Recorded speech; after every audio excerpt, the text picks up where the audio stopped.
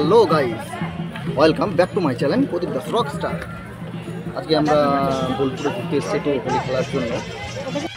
দেখো বস, আমরা যাচ্ছি এখন রং খেলার জন্য, যে মাঠটায় রং খেলা হয়। আমি এবং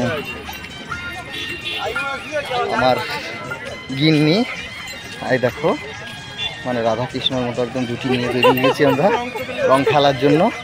সঙ্গে বাচ্চাটা আছে, কোলে নিতে হয়েছে, এত কষ্ট হচ্ছে। ও হাসছে যে আমরা রাধাকৃষ্ণ জুটি হলে ওরা কি।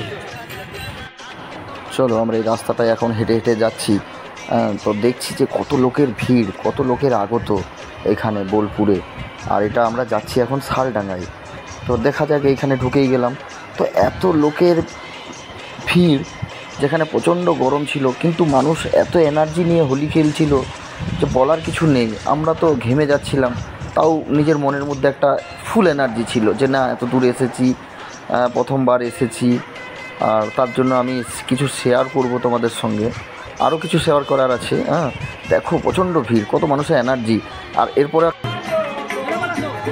তারপরে এখানে চলে এলাম, গানটা শুনছিলাম, লালন ফকিরের গান শুনতে খুবই ভালো লাগছিল। অসাধারণ গলা এবং বায়নাটাও এত সুন্দর বাজাচ্ছিল যে আমি নিজেও খুব অবাক হয়ে গেছিলাম যে এত সুন্দর এইভাবে গান করতে পারে এত লোকের ভিড়ে। যাক, খুব একটা দেখে এক্সপিরিয়েন্স আমার বাড়লো।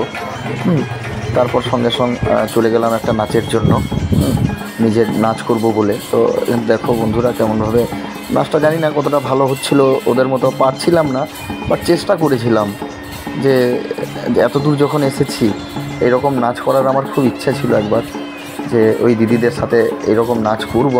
অনেক ভিডিওতে আমি দেখেছি, বাট আজ ফাইনালি আমার স্বাদটা পূর্ণ হয়ে গেল, করলাম, খুব ভালোও লাগলো নিজেকে।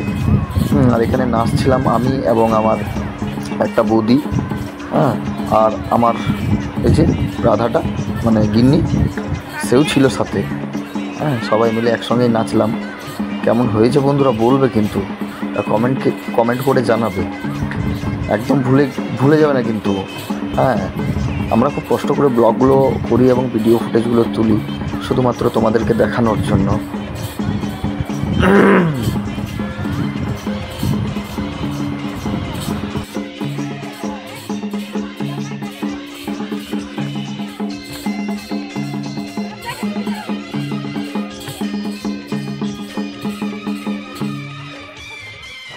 এবার বাড়ি যাবো, তাই একটু কেনাকাটা করছিলাম। কেনাকাটা হয়ে গেল, তারপর গাড়িতে উঠে পড়লাম। গাড়িতে সবাই ওঠার পর দেখছিলাম সবাইকে দেখে কতটা ক্লান্ত হয়েছে। তো টাটা বন্ধুরা, নেক্সট ভিডিওর জন্য আবার রেডি থাকো। আর প্রদীপ দাস রকস্টার সাবস্ক্রাইব করবে চ্যানেলে। Thank you.